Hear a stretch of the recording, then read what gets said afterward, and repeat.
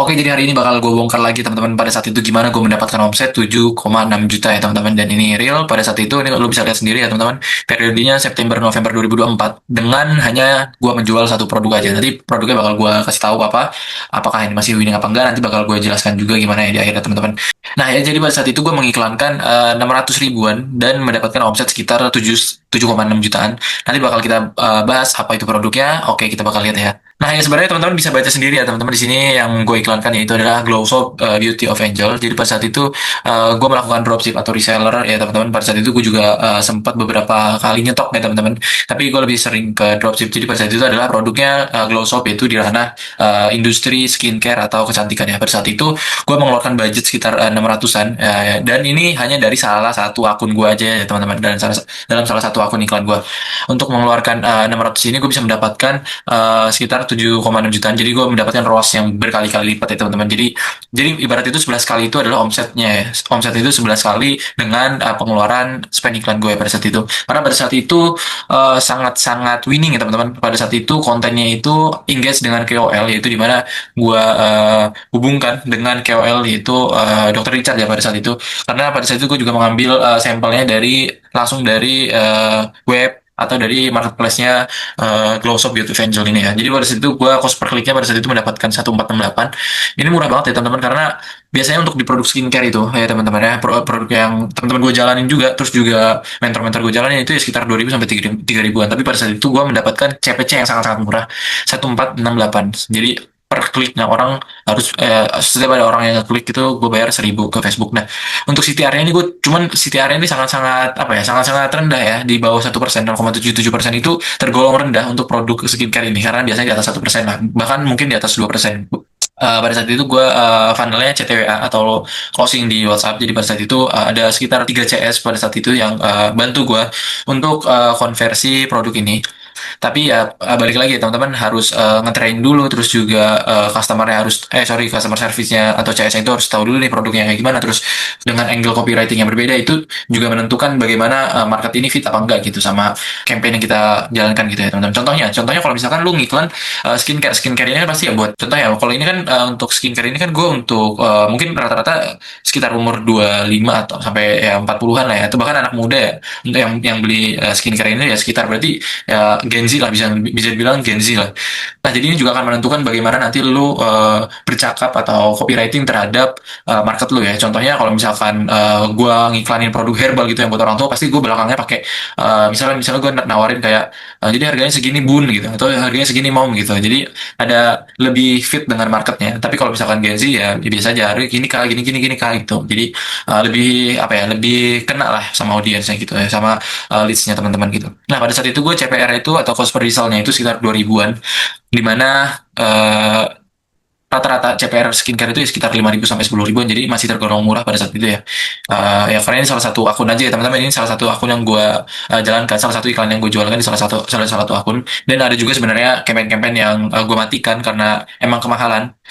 CPR-nya, CPC-nya, CTR-nya jelek banget dan lain-lain. Jadi langsung gue matikan pada hari ketiga, atau nanti bakal gue kasih KPI-nya masing-masing. Jadi gue setiap running iklan di hari pertama, hari kedua, hari ketiga itu pasti langsung gue evaluasi apa yang kurang kira-kira, yang mungkin apa yang masih harus ditahan gitu.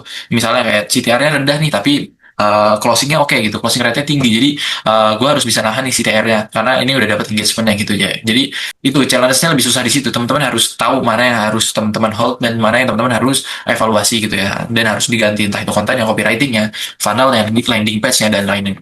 Nah, ini result-nya itu sekitar 275 ya. Jadi gue mendapatkan chat 275 dengan gue mengeluarkan budget hanya 600 ribuan gitu. Ini sangat-sangat winning ya teman-teman. Conversion rate-nya bahkan sekitar 40%-an ya. Ini bahkan kalau misalkan KPI gue tuh sekitar 10 sampai 15%-an ya, ininya closing rate-nya. Tapi di sini gue mendapatkan sekitar 40%, jadi sangat-sangat lumayan banget. Ini angka-angka yang bagus ya, sekitar 20 sampai 30% biasanya. Nah, ini bakal langsung aja gue bongkar dashboardnya kayak gimana. Jadi pas saat itu gue gimana targetingnya, lokasinya seperti apa. Ini bakal langsung gue bongkar cuma-cuma di sini ya teman-teman. Mungkin kalau misalkan lu lihat di course-course lain atau mungkin di orang lain, itu teman-teman mungkin nggak bakal ada yang ngebongkar dashboardnya ya teman-teman. Kalaupun ada ngebongkar ya mungkin ada satu dua. Tapi di sini gue bakal jadikan apa ya? Jadikan pelajaran buat teman-teman yang mau mau ngiklan gitu ya. Semoga bisa jadi berkah juga buat teman-teman biar nggak mengulangi kesalahan yang sama yang telah gue lakukan gitu ya teman-teman. Jadi sebenarnya ini ilmu yang mahal ya teman-teman. Mungkin kalau misalkan di luar sana bisa berjuta-juta untuk bisa mendapatkan bongkar-bongkar dashboard seperti ini ya. Dan ilmu ini cukup sangat mahal. Jadi semoga teman-teman sangat-sangat terbantu dengan apa yang bakal gue sharing ini ya teman-teman. Balik lagi karena ini adalah sharing dan pengalaman gue sendiri, jadi ini nggak bisa lo telan mentah-mentah. Jadi ketika nanti lo ngikutin, misalnya lo plak-plakan ngikutin struktur campaign yang ngikutin produknya, plak-plakan banget itu belum tentu winning di lo gitu. Jadi beda akun bisa beda hasil, itu ya salah satu yang teman-teman harus tahu juga ya. Jangan telan mentah-mentah ya teman-teman ya. Jadi teman-teman tetap apa yang namanya di Facebook Ads itu teman-teman harus by data driven ya. Jadi nggak bisa ngikutin kata orang gini-gini bagusnya gini-gini. Sekalipun mentor itu udah omsetnya miliaran, teman-teman tetap apa? Tetap kuncinya yaitu di data driven. Tetap testing dulu ya teman-teman. Jadi nanti datanya seperti apa baru diikutin maunya kemana gitu ya algoritmanya. Nah, ini adalah campaign Glow Soap Beauty of Angel. Jadi ini adalah sebuah sabun di mana sabun ini punya banyak manfaat, yaitu ada retinol, ada niacinamide-nya dan lain-lain. Itu bisa mencerahkan kulit, juga bisa melembabkan kulit, menghaluskan kulit dan lain-lain banyak. Pokoknya nanti lu kalau misalkan lu bisa cari di Shopee juga banyak ya sebenarnya. Lu bisa lihat Shopee, Tokopedia dan lain-lain. Jadi pada saat itu nama campaignnya Glow Soap dan tujuan atau objektifnya itu yaitu engagement ya teman-teman pada saat itu. Dan budget hariannya pada saat itu 100.000 sampai 150.000. Kenapa 100.000? Karena pada saat itu gue iklan sekitar satu campaign, dua adset, dan dua konten. Itu beberapa, itu salah satunya. Tapi salah satunya juga ada yang satu campaign, satu adset, tiga konten ya gitu ya. Jadi tetap 100.000 budget per campaign ya. Tetap gue kasih jatah 100.000 sampai 150 hari. Jadi kalau misalkan nanti 150 per hari, sorry. Jadi kalau misalkan nanti memang ada yang winning, terus bakal gue naikin ke 125, 140 sampai 150 ya. Bahkan ada yang 175 juga. Nah, jadi itu nanti tergantung ya data drivennya seperti apa yang lu dapatkan. Jadi nanti ya tergantung kontennya ini winning apa enggak, funnel dan copywritingnya tepat atau enggak gitu, kena atau enggak gitu angle kontennya ke marketnya. Jadi pada saat itu gue emang beberapa bro, tapi gue lebih banyak ke target audiensnya itu pakai interest ya. Jadi pada saat itu gue anti aging, terus juga beautiful skin, beauty brand gitu. Jadi gue kasih beberapa interest ke orang-orang yang memang bakal engage dengan anti aging, beautiful, pokoknya ya beautiful skin dan lain-lain, pokoknya berkecimpungan di dunia skincare lah gitu ya teman-teman. Dan target usia pada saat itu 25 sampai 24 dan all gender ya teman-teman. Karena mungkin sebenarnya kalau misalnya dibilang ini tuh adalah produk buat wanita, tapi kenapa gue all gender pada saat itu ya karena memang ini nggak mentah-mentah bisa cuma buat cewek aja, karena mungkin juga bisa buat pasangannya, pasangannya bisa ngebeliin buat ceweknya, terus juga buat kado hadiahnya, ataupun mungkin pasangannya menggunakan akun suaminya dan lain-lain. Pokoknya banyak faktor-faktor yang gue pertimbangkan pada saat itu, dan yang winning yaitu all gender gitu ya. Lokasinya Indonesia pada saat itu tanpa terkecuali ya, karena pada saat itu gue juga cukup apa ya ngebangun brand awareness dulu pada saat itu pada awalnya. Jadi gue cukup bakar-bakar duit dulu di awal untuk mendapatkan data driven yang lebih banyak lagi pada saat itu ya. Placement itu Facebook plus Instagram, harga jualnya pada saat itu 99.000 dan marginnya sekitar 60 ribuan ya pada saat itu. Nah, ini yaitu salah satu campaignnya di salah satu akun, di salah satu akun iklan ya. Pada saat itu September 1 sampai November, yaitu iklannya itu 600-an, dan ini salah satu yang gue tunjukin aja ya teman-teman. Teman-teman jangan ambil mentah-mentah juga dashboard yang gue jalanin ini. Mungkin teman-teman nanti ada yang nggak sesuai, kok ini ya gini, tanggal segini, mau spendnya segini. Itu nggak bisa lu ambil mentah-mentah, karena ini gue tunjukin cuman yang salah satu akun iklan aja, salah satu campaign yang gue tunjukin. Nah, terus habis itu ini engagementnya ya tadi ya teman-teman, ini objektifnya itu engagementnya itu yaitu apa namanya, engagement sorry, objektif itu engagement.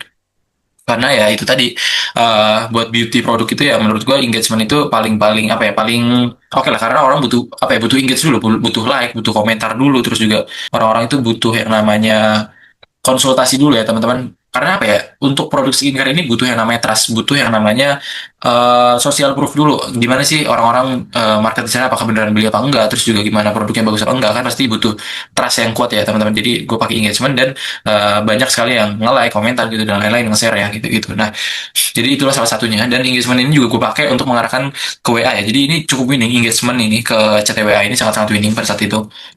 Dan salah satunya mungkin gue juga ada waktu itu, kalau nggak salah gue pakai landing page, tapi pada saat itu nggak bertahan lama ya, karena lebih winningnya di CTWA. Tapi pada saat itu ya karena mungkin orang-orang pada sukanya ya konsultasi dulu CTWA seperti itu ya teman-teman. Nah, struktur campaign itu ya ini 100.000 satu campaign, 2 ads, 3 ads. Dan beda-beda ya. Ada yang satu campaign, satu ads, 3 ads, dan ada yang seperti ini ya. 1, 2, 3, ada yang 1, 1, 3 gitu-gitu ya teman-teman.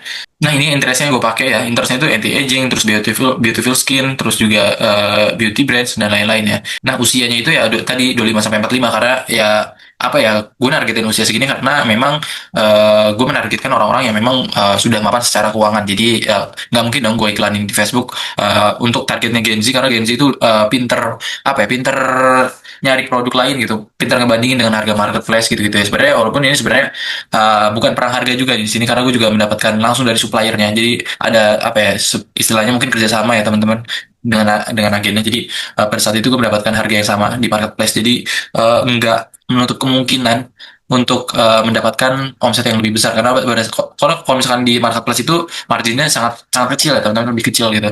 Kalau di Facebook itu bisa ya mungkin bisa 50.000, 100.000 dan lain-lain kayak gitu, dan all gender ya tadi yang udah gue jelasin.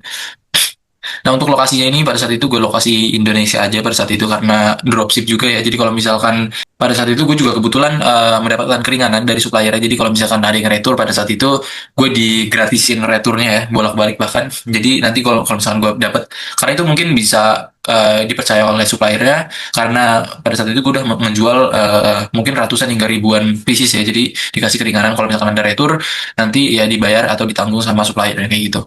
Nah ini untuk placement itu ya pasti di Facebook sama Instagram, karena kalau Messenger itu mungkin orang juga jarang apa ya, preferensi orang-orang untuk Messenger itu jarang sekali untuk ngelihat skincare. Biasanya Messenger itu ya untuk sekedar bercakap-cakap atau mendapatkan info-info apapun itu yang mungkin behavior orang-orang pada saat itu nggak pengen beli gitu ya untuk di Messenger. Jadi emang winningnya di Facebook dan Instagram pada saat itu ya. Nah ini adalah beberapa capture atau screenshot dari customer yang udah beli, yang udah ngepap langsung ya teman-teman. Ini juga sebagian, sebenarnya ini ada bagian dari testimoni juga ya, ini sebagian dari orang-orang yang ngetestimoni terus juga di-upload ke marketplace dan lain-lain. Terus juga ini juga salah satunya juga dapat dari supplier langsung ya. Ini mungkin gue dikasih keringanan buat ya dikasih tools marketingnya lah ya buat gue ngiklan gitu ya, buat sebagai apa ya, sebagai profilnya. Nah di sini ya beberapa contohnya ini yang pada saat itu CS gue lakukan juga, yang pada saat itu mendapatkan konversi dan 100 produk lainnya ya teman-teman. Nah ini omset yang gue dapatkan itu sekitar 7,5 6, tapi 7,5 sorry 7,5 6, 7,6 itu nggak bersih ya teman-teman. Jadi kalau misalnya dikurangin iklan ya mungkin sekitar 6,9 6,8 juta bersihnya.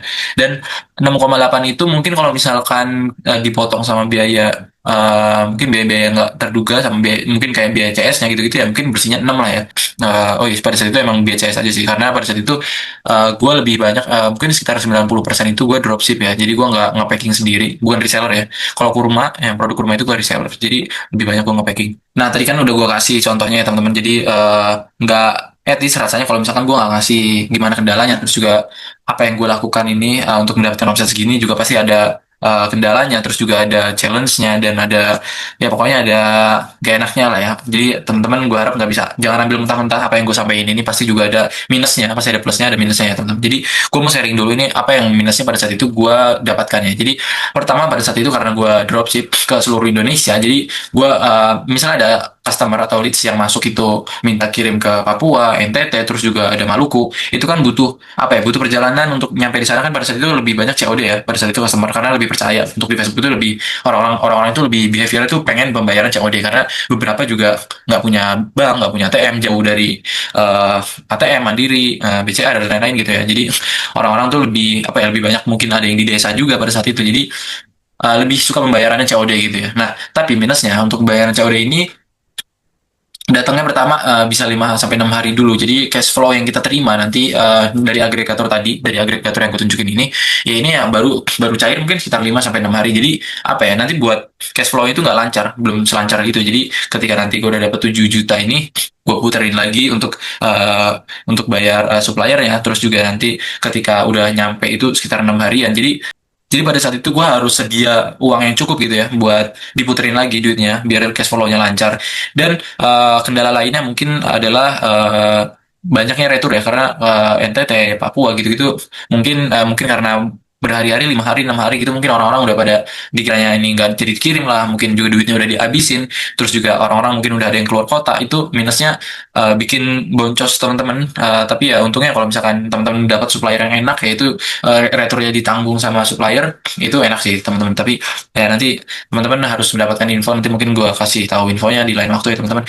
Nah jadi ya kayak gitu minusnya, itu orang-orang kadang juga nggak ada di rumah, terus juga nggak ada tanggung jawab gitu, kayak orang mungkin ada yang fake order gitu, jadi udah nyampe di rumahnya tapi nggak dibayar gitu gitu ya teman-teman. Jadi itulah minusnya. Pada saat itu gue yang tadinya awalnya seluruh Indonesia, gue jadi gue narrow lagi jadi ke Pulau Jawa gitu ya teman-teman. Terus habis Pulau Jawa nanti gue narrow lagi ke Jawa Timur doang, Jawa Barat gitu. Jadi cash flow-nya lancar, dan di situ bakal bakal berhasil gue scale up gitu ya teman-teman. Jadi itulah teman-teman harus pintar-pintar nyari strategi, ini ruangnya di mana, terus juga ini gimana solusinya. Jadi teman-teman jangan fokus sama kendala sama challenge-nya kayak gimana, terus juga tantangannya kayak gimana. Teman-teman jangan fokus ke minusnya, tapi teman-teman harus fokus terus ke solusinya. Jadi kalau misalkan ada masalah ini gimana sih nih nyelesainnya, kendalanya gimana, solusinya kayak gimana. Dan kalau misalkan emang nantinya udah mentok dan teman-teman nggak ada solusinya, nah barulah teman-teman bisa pindah, mungkin pindah industri, pindah cara marketing teman-teman, pindah platform, pindah apapun itu strategi marketing teman-teman ya. Jadi mungkin seperti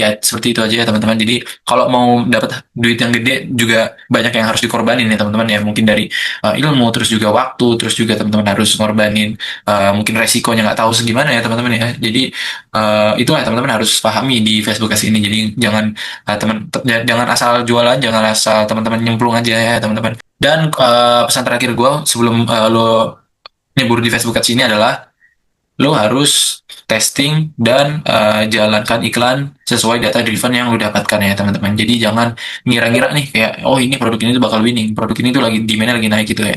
Tetap berdasarkan data driven yang lo jalankan seperti itu ya. Jadi siapapun, bahkan mentor gue yang udah omsetnya miliaran pun, ratusan juta pun ngiklannya, MM-an ngiklannya ya teman-teman, bahkan jawabannya sama ketika ditanya gimana cara winning, tetap sama, testing aja.